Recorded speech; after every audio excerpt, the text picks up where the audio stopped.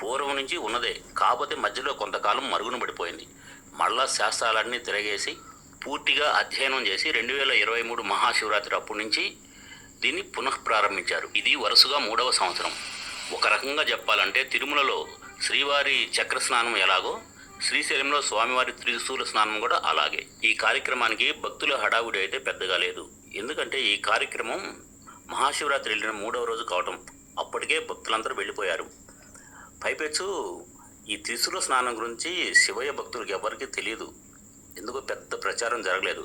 తెలిస్తే కొంతమంది అయినా ఆగేవాళ్ళేమో. ఇలాంటి పుణ్య కార్యక్రమాన్ని దర్శించుకోవాలంటే ఎంతో అదృష్టం ఉండాలండి. వచ్చే మహాశివరాత్రి రోజైన భక్తులందరూ ఉండి 3వ రోజు ఈ త్రిశూల స్నానాన్ని దర్శించుకోండి. మీకు జీవితంలో అన్నీ మంచి జరుగుతాయి. ముఖ్యంగా శివస్వాములు మహాశివరాత్రి రోజు రాత్రి మాలా వితరణ జరగగానే తెల్లారి ఉదయంగానే వెళ్ళిపోవాలి అనుకోకుండా 40 రోజులు దీక్షలో ఉన్నారు కదండి, ఇంకొక 2 రోజులు 42 రోజులు దీక్ష అనుకొని ఈ త్రిశూల స్నానాన్ని దర్శించుకోండి అండి. ఎంతటి పుణ్యం వస్తుందో మరుసటి సంవత్సరం మీరే ఉండిపోతారు. ఎవ్వరు చెప్పాల్సిన అవసరమే లేదు. ఈ కార్యక్రమానికి పూజారి స్వాములు ఇబ్బంది పడకుండా పుష్కరిణిలో నడుము లోతు కంటే ఎక్కువ నీరుంటే వదిలేయమని చెప్పడంతో ఆ విని వాళ్ళు సరిగా వినకుండా అపార్థం చేసుకొని మోకాళ్ళ కంటే కొంచెం పైగా నీరు ఉండేటట్టుగా ఉంచి మిగతాది వదిలేశారు.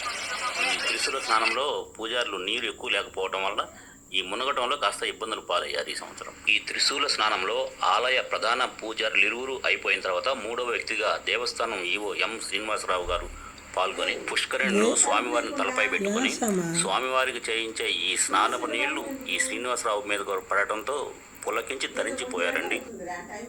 శ్రీశైలంలో స్వామివారి త్రిశూల స్నానం స్వామివారి యొక్క సరస్వతి పుష్కరిణిలో మహాశివరాత్రి వెళ్ళిన 3వ రోజు ఉదయం 8 గంటలకి మొదలవుతుంది. స్వామివారి త్రిశూల స్నానం అనేది ఇప్పుడు కొత్తగా ఏదో పెట్టింది కాదండి, పూర్వం నుంచి ఉన్నదే, కాకపోతే మధ్యలో కొంతకాలం మరుగున పడిపోయింది.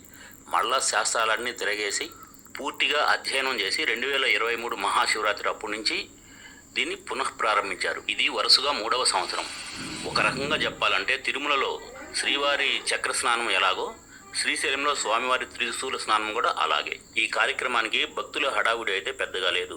ఎందుకంటే ఈ కార్యక్రమం మహాశివరాత్రి వెళ్ళిన 3వ రోజు కావటం, అప్పటికే భక్తులందరూ వెళ్ళిపోయారు. పైపెచ్చు ఈ త్రిశూల స్నానం గురించి శివయ్య భక్తులకు ఎవరికి తెలియదు. ఎందుకో పెద్ద ప్రచారం జరగలేదు. తెలిస్తే కొంతమంది అయినా ఆగేవాళ్ళేమో. ఇలాంటి పుణ్య కార్యక్రమాన్ని దర్శించుకోవాలంటే ఎంతో అదృష్టం ఉండాలండి.